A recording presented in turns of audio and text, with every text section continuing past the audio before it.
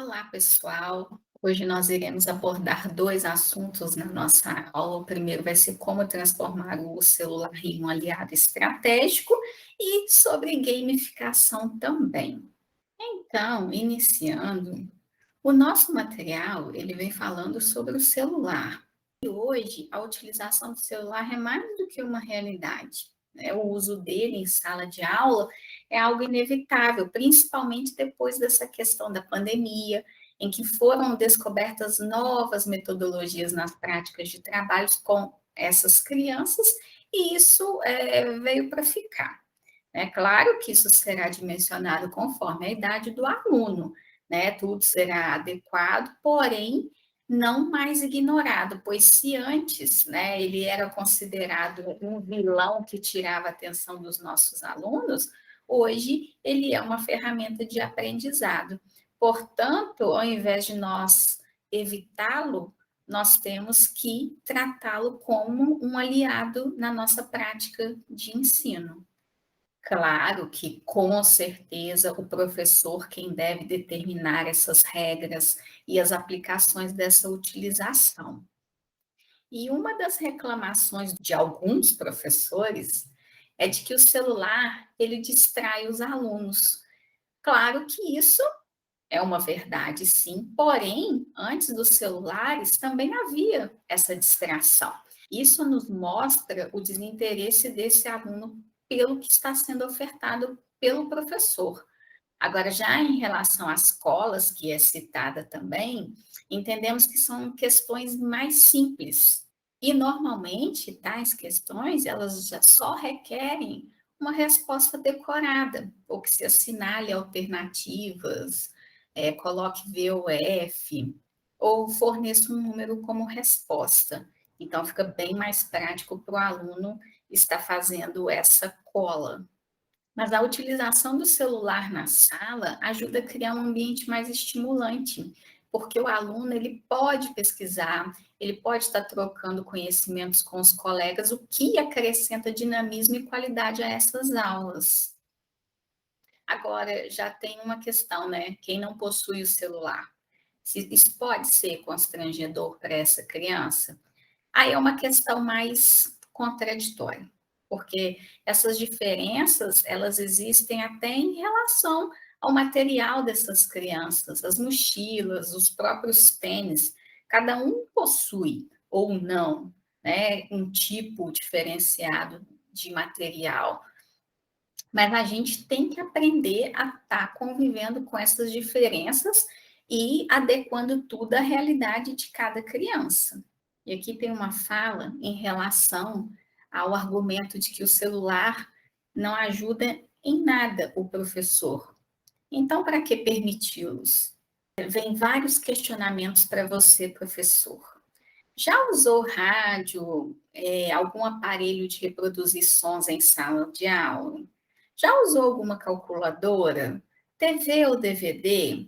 Já manteve contato com os alunos por e-mail ou por algum dispositivo de comunicação? Enfim, são vários questionamentos. Se você já usou jogos eletrônicos, aqui embaixo eu destaquei, se você já fez pelo menos uma das atividades ou ações descritas acima, então saiba que ela poderia ter sido feita de forma equivalente com o uso de telefones celulares modernos e, não raro, de forma até bem mais eficaz, principalmente aqui em relação a essa segunda coluna, né, que vem falando de avisos de provas, datas, enfim, várias utilizações que a gente pode estar dando para essa ferramenta. E no próximo slide vem falando sobre um documento que a Unesco elaborou, Diretrizes de Políticas da Unesco para Aprendizagem Móvel.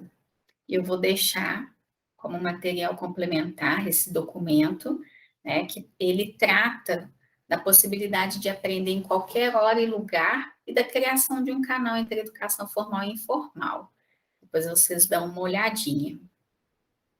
E ele vem falando de ampliação e alcance e equidade da educação, os alunos com deficiência, avaliação e feedback imediatos, enfim, é uma infinidade de assuntos.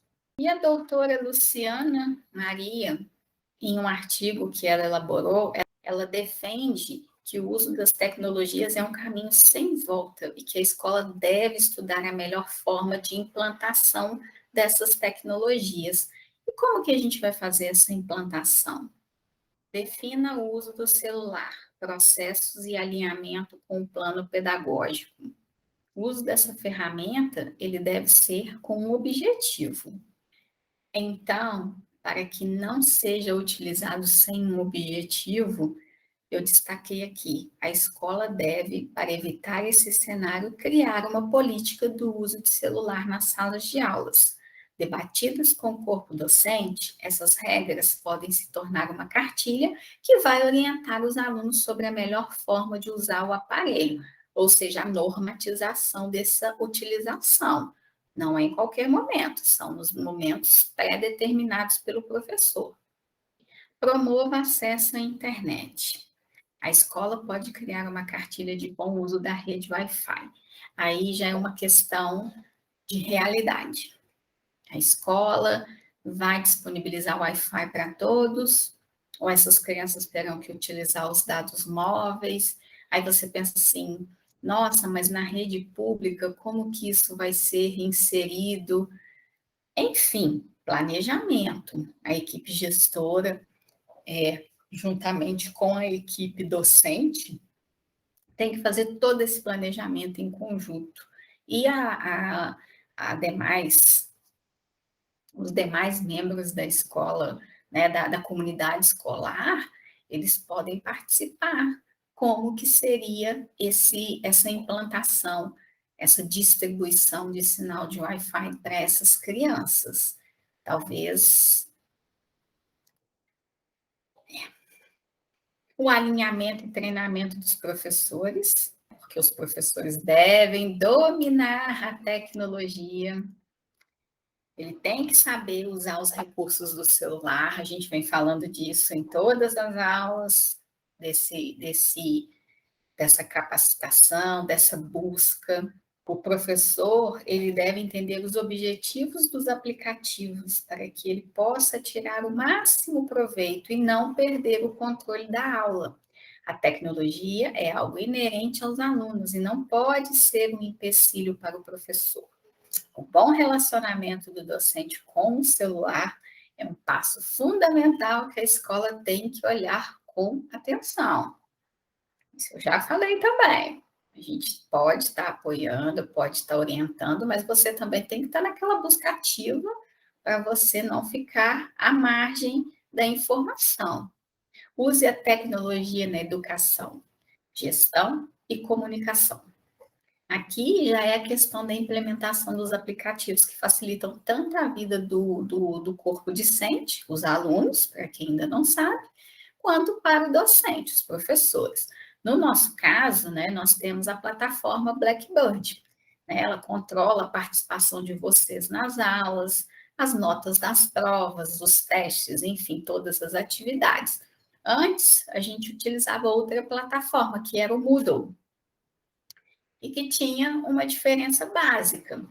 As notas eram geradas na plataforma e elas eram migradas para o acadêmico online. E o professor não precisava fazer o lançamento. Já com essa nova plataforma, o Blackboard, o professor ele tem que fazer o lançamento manual.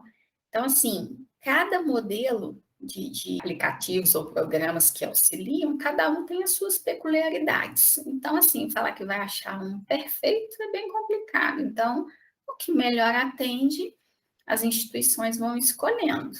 Agora nós já vamos para o outro tema, a gamificação no ensino. Entenda, use e engaje seus alunos. E o que seria a gamificação?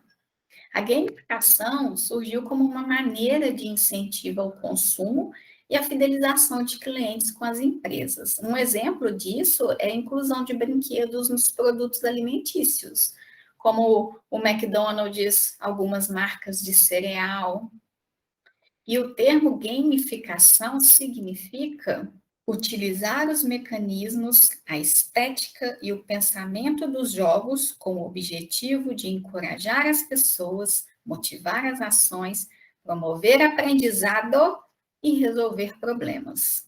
E o uso da gamificação na educação vem crescendo consideravelmente, tendo em vista os desafios que as escolas possuem em relação ao tratamento a esses alunos da geração Z. Com essa introdução, é uma forma de tornar o processo de aprendizagem mais divertido e motivando a participação desses alunos. Desafios como motivadores. Criar desafios em sua classe acaba gerando mais engajamento e motivação do que os exercícios rotineiros, esses exercícios de dia a dia. Então, essa estratégia, ela é sempre utilizada nos jogos. O jogador, ele tem aquele desafio para ele estar passando as etapas. E para essa evolução no jogo, os feedbacks instantâneos, que a gente pode utilizar também na educação, são importantíssimos, porque no jogo a criança ela supera o problema e continua crescendo sem sentir uma estagnação. O mesmo pode ser feito em sala de aula, o professor dar o retorno frequente sobre a sua aprendizagem para que haja a correção das dificuldades. Colaboração entre alunos. Uma outra característica que podemos utilizar em sala de aula é o trabalho em equipe. As atividades em grupo, elas são essenciais para que essas crianças se aproximem e se auxiliem. O que é ponto forte para um pode ser um ponto fraco para o outro. E aí, desta forma, nesse trabalho de equipe, todos vão se ajudando e eles conseguem chegar ao objetivo. O ideal também é que sempre haja um rodízio entre esses grupos, para que todos interajam e que todos se conheçam também. Para quem trabalha na rede pública de Minas Gerais, os laboratórios de informática possuem nos seus computadores o Linux educacional. Ele possui diversas opções de jogos educacionais que já são instalados no próprio computador. E não há necessidade de utilização de internet para esse acesso. Então, assim, como eu não tenho Linux aqui no meu notebook, não tem como eu demonstrar para vocês. Aí eu printei as telas para vocês terem uma noção de como que é para quem nunca viu. E aí, ó, como que é? Deixa eu aumentar aqui. Você vai ir na parte inferior do computador e iniciar, aí já vai abrir a janela, você vem em programas educacionais, logo em seguida abre outra aba, jogos, outra aba, jogos para crianças, e aqui você vai selecionar qual é o jogo que você vai querer, tá? Utilizando com a sua turma. Tem as outras opções também, jogos de cartas, de tabuleiro, táticas estratégicas, enfim, uma infinidade de possibilidades. E aqui a gente apresenta a história de um professor, Tiago Eugênio, professor de biologia, que criou um jogo inspirado no filme Tá Chovendo Hambúrguer. E esse jogo ensina as crianças a terem hábitos saudáveis de alimentação. Aqui nós já apresentamos a experiência de uma professora de Petrópolis, da escola SESI, Ana Gabriela, que utiliza a lousa digital para jogar jogo de memória com as crianças do primeiro ano. E ela sempre utiliza palavras de um mesmo campo semântico, baseada nas histórias que as crianças estão lendo em sala. Muito interessante. Então, meus alunos, imaginem o que aconteceria se a escola passasse a usar a proposta da gamificação, que é um conceito que une o gosto pelos jogos, a facilidade de lidar com computadores no ensino, ao invés de ver toda essa tecnologia, toda essa modernidade como inimigas dos professores. Temos que definitivamente abrir as nossas mentes. a gente tem que pesquisar o que se enquadra melhor à nossa realidade, fazer o uso do celular, dos jogos digitais em sala, enfim, claro que tudo depende da realidade, né? O governo de Minas agora, nessa época de pandemia, ele fez um investimento bem interessante. Na minha escola, por exemplo, chegaram várias lousas digitais, veio uma verba também para colocar Smart TVs em todas as salas da escola, muito bom investimento. Então, agora, as professoras não terão desculpa, não. Tem a rede Wi-Fi que cobre toda a escola e elas vão poder acessar pela TV, a internet, passar o vídeo ou a informação que elas querem para as crianças. Então, é isso. A gente tem que abrir nossa mente e adequar a nossa realidade, mas temos que nos mover, ok? É isso, um forte abraço para vocês e até a próxima aula.